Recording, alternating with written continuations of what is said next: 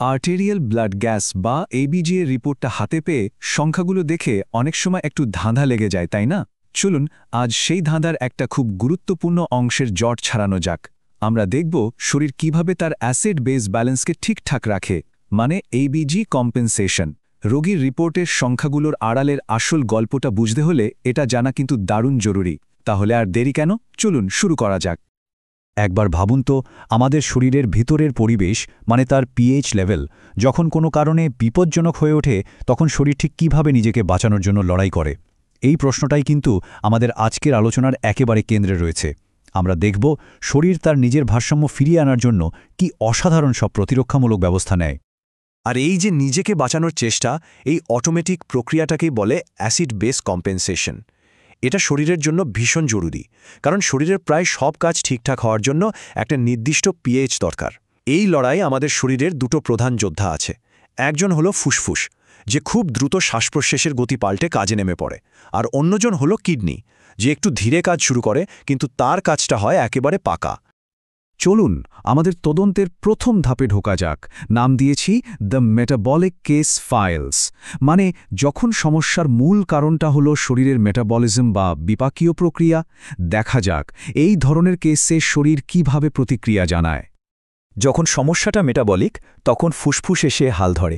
দেখুন, বাঁদিকে metabolic অ্যাসিডোসিসে bicarbonate বা HCO3- কমে যায়। শরীর তখন কি করে? ফুসফুসকে বলে, তাড়াতাড়ি শ্বাস নাও, বেশি করে কার্বন ডাইঅক্সাইড বা CO2 বের করে দাও। ফলে PCO2 কমে যায়। আর ডান দিকে মেটাবলিক অ্যালকালোসিসে ঠিক তার উল্টোটা হয়। বাইকার্বনেট বেড়ে গেলে ফুসফুস শ্বাস ধরে রেখে CO2 জমিয়ে PCO2 বাড়িয়ে দেয়। একটা জিনিস খেয়াল করেছেন, দুটো ক্ষেত্রেই পরিবর্তনটা কিন্তু একই দিকে হচ্ছে। এটা মনে রাখা খুব জরুরি। এখন প্রশ্ন হল, ফুসফুস যে কম্পেনসেশনটা করছে সেটা কি যথেষ্ট, নাকি প্রয়োজনের চেয়ে কম বা বেশি? এই রহস্যভেদ করার জন্যই আমাদের হাতে আছে এই ফর্মুলা। প্রথমে আমরা দেখি বাইকার্বনেট নরমাল মানে 24 থেকে কতটা বদলেছে। সেই বদলটাকে আমরা 1.2 দিয়ে গুণ করি, এতে আমরা PCO2 কতটা কমার কথা সেটা পেয়ে যাই। সবশেষে নরমাল PCO2 মানে 40 থেকে ওই মানটা বাদ দিলেই আমরা পেয়ে যাই আমাদের এক্সপেক্টেড বা প্রত্যাশিত PCO2। সাথে একটু ছাড় তো থাকেই, +-2। চলুন একটা আসল কেস দেখা যাক। এখানে পিএইচ 7.30, বাইকার্বনেট 14 আর PCO2 30। আমাদের ফর্মুলা অনুযায়ী প্রত্যাশিত PCO2 হওয়ার কথা 28 +-2, মানে 26 থেকে 30-এর মধ্যে। আর রোগীর রিপোর্ট বলছে PCO2 হলো 30, একদম আমাদের রেঞ্জের ভেতরে। তার মানে রায় পরিষ্কার, এটা একটা সিম্পল, ঠিকঠাক কম্পেনসেটেড মেটাবলিক অ্যাসিডোসিস। অ্যাসিডোসিস তো দেখলাম, কিন্তু মেটাবলিক অ্যালকালোসিসে কি হবে? নিয়মটা প্রায় একই, শুধু ফর্মুলাটা একটু আলাদা। এখানেও আমরা প্রথমে বাইকার্বনেটের পরিবর্তনটা দেখি, কিন্তু এবার সেই পরিবর্তনকে গুণ করতে হবে 0.7 দিয়ে। আর যেহেতু এটা অ্যালকালোসিস, তাই PCO2 বাড়বে, তাই প্রাপ্ত মানটা 40-এর সাথে যোগ করতে হবে। চলুন পরের স্লাইডে এর একটা উদাহরণ দেখি। এই কেস ফাইলটা দেখুন। এখানে পিএইচ 7.50, বাইকার্বনেট 40 আর PCO2 হল 50। আমাদের ফর্মুলা দিয়ে হিসেব করে প্রত্যাশিত PCO2 পাওয়া যাচ্ছে 51.2 +-2, মানে 49.2 থেকে 53.2 এর মধ্যে থাকার কথা। আর রোগীর রিপোর্টে PCO2 কত? 50, আবারও একদম রেঞ্জের মধ্যে। তার মানে এটাও একটা সিম্পল, ঠিকঠাক compensated metabolic alkalosis. Metabolic case file তো সমাধান করা গেল, এবার চলুন তদন্তের মোড় ঘোরানো যাক। কি হবে যদি সমস্যার শুরুটাই ফুসফুস বা শ্বাসতন্ত্র থেকে হয়? শ্বাসতন্ত্রের সমস্যার ক্ষেত্রে কম্পেনসেশন বোঝার জন্য সবচেয়ে জরুরি প্রশ্নটাই হলো এই সমস্যাটা কতক্ষণ ধরে চলছে। কারণ এখানেই একটা নতুন টুইস্ট আছে, সময়। রেসপিরেটরি গ্যাসের ক্ষেত্রে সময়টাই কিন্তু আসল খেলোয়াড়। এর ওপর নির্ভর করেই কিডনির প্রতিক্রিয়া অ্যাকিউট হবে নাকি ক্রনিক সেটা ঠিক হয়। এই টেবিলটাই হলো আমাদের রেসপিরেটরি কেসের মাস্টার কি। দেখুন, রেসপিরেটরি অ্যাসিডোসিস আর অ্যালকালোসিস দুটোর জন্যেই দুটো করে ফর্মুলা আছে। একটা হলো অ্যাকিউট বা হঠাৎ শুরু হওয়া সমস্যার জন্য, আর অন্যটা হলো ক্রনিক বা দীর্ঘদিনের সমস্যার জন্য। মনে আছে আমরা বলেছিলাম কিডনি একটু স্লো? দেখুন, ক্রনিক কেসে কিডনি অনেক বেশি সময় পায়, তাই তার কম্পেনসেশনও অনেক বেশি শক্তিশালী হয়। ফর্মুলা সহগগুলো দেখলেই ব্যাপারটা পরিষ্কার হয়ে যাবে।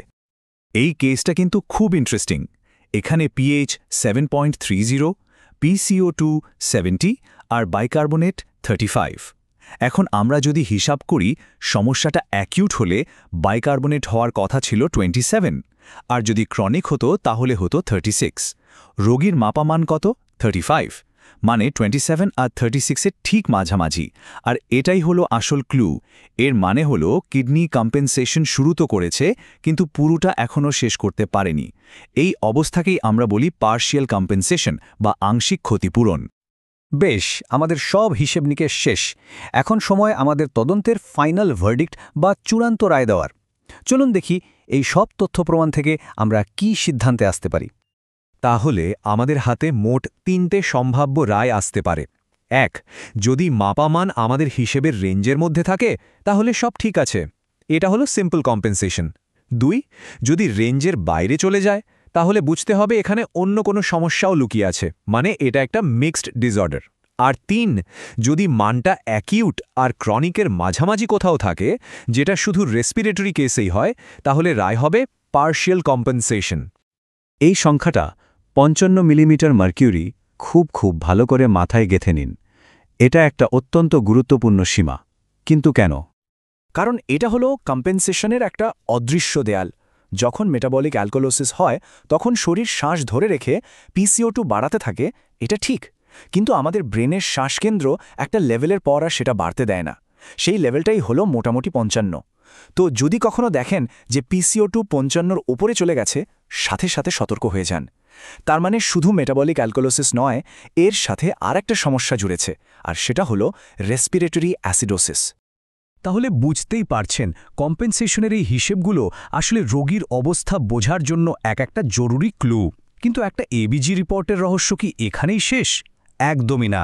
এর ভেতরে অ্যানায়ন গ্যাপের মতো আরও কত কি লুকিয়ে আছে। সেই সব রহস্যের গভীরে না হয় আমরা আরেকদিন ডুব দেব।